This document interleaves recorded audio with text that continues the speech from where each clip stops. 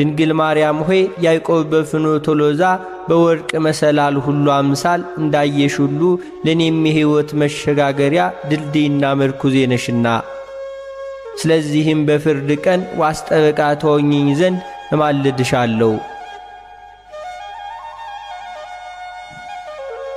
እመቤቴ ማርያም ሆይ ቀያሃን የፍስሐ አበባ ለሚመስሉ ከናፍሮችም ሁሉ ሰላምታ ይገባል። በንጽሕና በቅድስና የተጌጡ ናቸውና።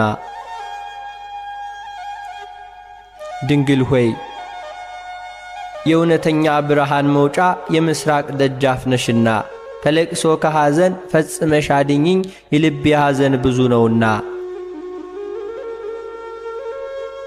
እመቤቴ ማርያም ሆይ የአረጋውያን አባት ሲሆን ካንቺ ሰው ሆኖ ሕፃን በነበረበት ጊዜ ፍመ መለኮቱን ሁሉ ለሳማፍሽ ሁሉ ሰላምታ ይገባል። ድንግል ሆይ